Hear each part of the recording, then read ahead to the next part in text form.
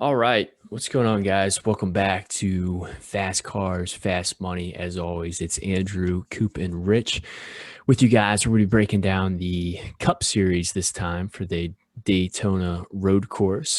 And strategy is going to be pretty similar to the Xfinity video and the truck video. If you guys haven't checked that out, it'll be on our YouTube channel. And if you guys want access to the spreadsheet, hop over on Twitter. It's at FastCarsFM. Feel free to hop over on there, follow us. You guys can pull up the spreadsheet before the slate and kind of figure out, who might be a good play, who might not be, kind of see where all of our thoughts are at. But with that being said, looking at this race right here, the three of us were just talking and we were all laughing that, again, we kind of changed our lines a little bit with focusing more on place differential and finishing potential instead of dominators. Because of the Daytona 500, a lot of these good cars are starting really, really deep in the field that normally they wouldn't be if we had qualifying. They'd start further up front, but kind of given a gift of some of these good guys starting in the back, and it's hard not to play those guys. I'm personally going to be focusing on a lot of these Clash cars that were here, a little over a week ago. It was kind of like a glorified practice session for them. So they've been on the track, got to try out some different setups, got some time to work on their cars. Granted, that was at night, and this race is going to be during the day, but still, I think that seat time is going to prove beneficial to them. And because there's a lot of guys starting in the back, you're going to see a lot of chalky plays, but I think some of the chalk, you got to eat it. Do you guys have any other initial thoughts of kind of how you're approaching this one? Let's jump in. All right. We'll start with you, Coop. All right. So I know you said PD. If you're gonna go anywhere other than PD, it's Chase Elliott. He's starting on the pole. He should lead a lot of laps. The dude's fast on road courses. He's second to none. However, with that being said, we're focusing on the PD here. And if Truex can follow the course this time and avoid whatever the other like 3 or 4 times he got sent to the back in the Clash was, he's going to be right there. So, and he gets you 20 spots that he could move up if he wins the race. So for me, I think Chase is a really chalky play, but other than winning, he's got nowhere to go. I like Truex. I like Blaney. I like Allmendinger. But I am certainly not going to be the guy to say fade Chase either. He's won how many road courses in a row now, and he was right there in the last one until he and Blaney ran into each other during the Clash. So all of these top guys really are really nice plays, and that's why they're the most expensive. But I like all these guys at the top. Yeah, absolutely. I'm definitely I'm not going to advise fading Chase Elliott, but there's just not a lot of dominator points available here. So with him starting on the pole, he's literally got to win the race to pay off. He's definitely got the highest odds to win the race, but it's a big ask in DFS to spend that much money to get a guy to win the race when there's other guys like Ryan Blaney and AJ Allmendinger who are great at road courses and offer so much more upside from where their starting positions. Yeah, it's tough. I mean, I can see myself leaning either way and making an argument. Do you play Chase? Do you not play Chase? But I think you both brought up some really good points that, I think another thing too is Chase is probably going to be the highest owned out of this group, I'm assuming. So if he does have issues, that only is going to, propel your lineup ahead of all the guys that did plug him in. Because like Rich said, if he doesn't lead laps and if he doesn't finish first, he's not going to be optimal. Whereas, a Truex, a Blaney, an Allmendinger, like Coop was saying, they can easily finish top 10, top 5, or maybe even win the race. And they're going to give you significantly more points because of all the cars they passed, instead of the laps that Chase Elliott, potentially might be leading.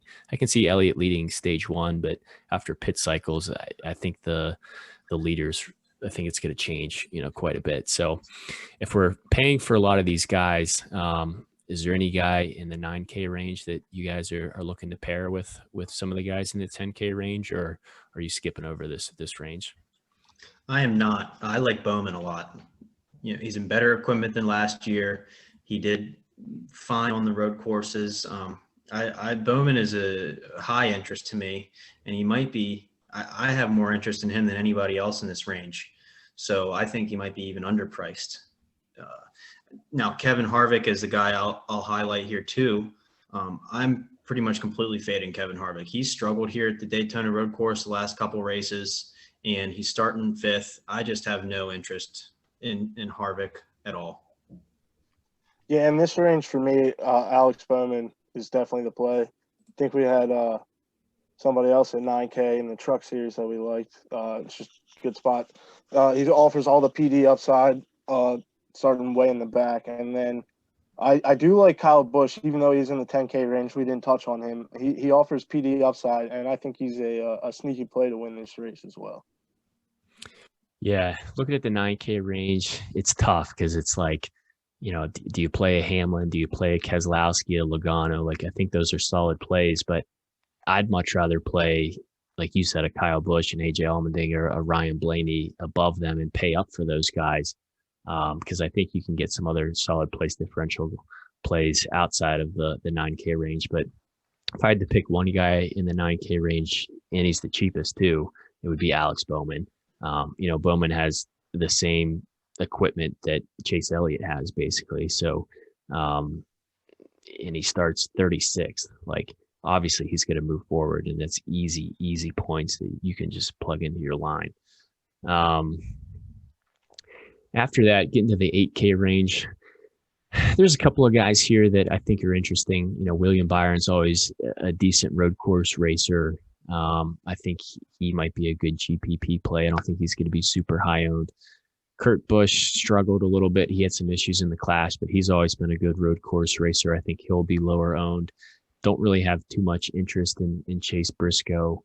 Kyle Larson's just starts a little bit too high for me. But Matty D, I think Matty D is a solid play. I don't think he has as much upside as Alex Bowman does, but he is priced cheaper than Bowman, and starts in the 30s as well. So if you can't get to Alex Bowman when you're plugging in some of these other guys, I think Matty D is a fine option. Yeah, I would definitely agree with that. Matty D in that range is probably my favorite play. William Byron is a solid play as well. He always seems to do really great road courses.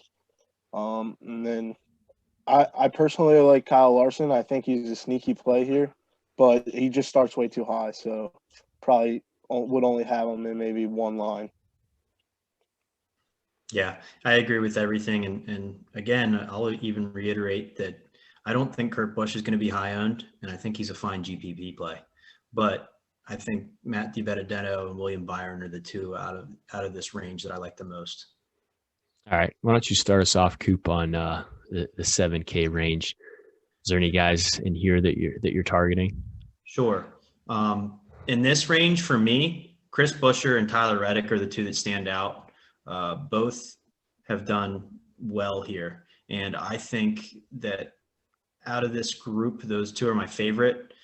Eric Jones, I'm interested in. I'm still a little hesitant on Eric Jones. I think I want to see a little more from him this season in the new equipment before I overplay him, I suppose. So I just need to see a little more from Eric Jones.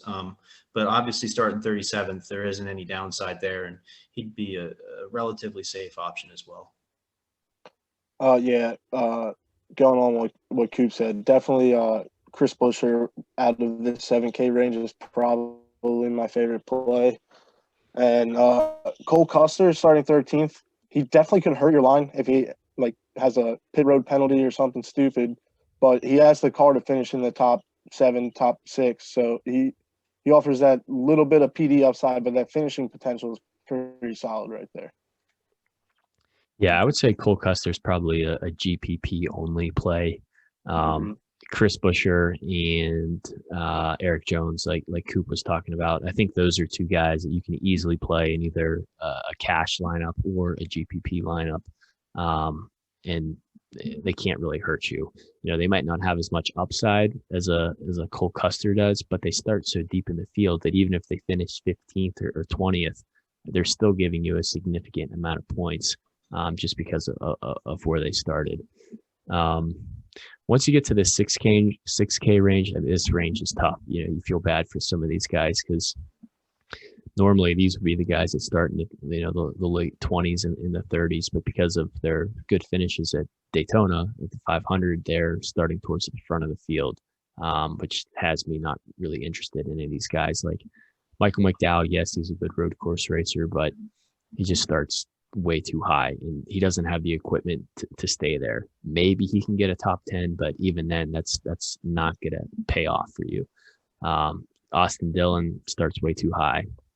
Ross Chastain starts too high for me, and I think he has ability to easily, spin out or damage the car and have an accident. I can see him going backwards. Bubba Wallace is probably the only guy to this group that I would have some interest in just because of the equipment he's in, but still he starts 10th, so it's risky. Probably a GPP only play to me. And Stenhouse, you never really feel good about having Stenhouse in your line, so I'd probably look elsewhere. Yeah, I agree with everything Andrew just said. There's nobody in that range I really find myself playing. I think I may play Bubba Wallace in one line just because of his equipment, but there's nobody there that I really like that much. I would love to play McDowell if he was starting 20 spots lower than what he is right now. Yeah, Bubba missed the Clash, and I believe Ty Dillon filled in for him. Correct. Clash. So we didn't get to see him here earlier in the season, but I'm still liking that new equipment he's in, and I think he's I think he might be a little cheap. That's going to be the guy that you find value in, if anybody, in this range. So I have no issues at all with playing Bubba. All right, Rich, you want to start us off on the 5K guys? Yeah, basically all the way to 4,500 to the 6K range. There's only a handful of guys in here we really like. Daniel Suarez with the Trackhouse team. They looked pretty good at Daytona. That car was pretty fast. They were up there until the last wreck. So Daniel Suarez is a good road course driver. And he's probably going to come in the highest owned out of anybody under like 7K. But he's the best play out there. And then Ty Dillon, he's not in the same equipment he was in last year, but he is decent on road courses. I think he's going to get more out of this equipment than Daniel Suarez got out of it last year. So he's probably going to move up, but you're not expecting anything. He's not going to finish in the top 20. A top 25 finish would be remarkable for him. And then Timmy Hill starting 40th offers PD upside. It's not going to kill you. Yeah, I'm kind of in the same boat as Rich there. I mean, there's not a ton of good value plays down here, just because a lot of these guys start probably higher than where they're going to finish or right around where they're going to finish. But if you look at Daniel Suarez or maybe even Anthony Alfredo, Ty Dillon, they all start, mid-late 30s, and their equipment is better than a lot of the guys around them. So I can see them moving up, and they're pretty cheap. That allows you to get a lot of those solid plays they're more expensive that you're going to need to have. I wouldn't do anything with any of the guys in the 4K range. James Davison is in the 15. His equipment is questionable. Ryan Preece starts way too high. Justin Haley will have some experience because he'll just have done the Xfinity race, the day prior, but he starts 22nd, so I don't see him moving up. So I think Rich kind of nailed it there. That Suarez, Dillon, Alfredo, and maybe Timmy Hill, but probably pure pump with Timmy Hill. Yeah, probably don't need to go that low. Nope. Yeah, I think Suarez and Dillon are the two you're looking at here. I think Anthony Alfredo will come in low owned. So if you're looking GPP, not a bad option. I do think there is a little bit of upside there for him to move up, but it's a gamble. Yeah, so it really comes down to, with this slate, what you do with Chase Elliott. Do you, play him and then just stack with place differential guys, or do you completely fade it and say, hey, I'd rather play a Truex, a Blaney, an Allmendinger, and go that route. And I haven't really made up my mind yet. I'm going back and forth, but I think I'm leaning. Can't believe I'm saying it. I think I'm leaning towards to fading Chase. Yeah, I think in cash games you basically got to play Chase because everybody's going to be playing him, so you might as well not lose on fading Chase Elliott. Make it up on your other plays. But for GPPs, it's definitely a solid option to fade Chase Elliott. All right, Coop, you got any other final thoughts before we wrap this one up? No.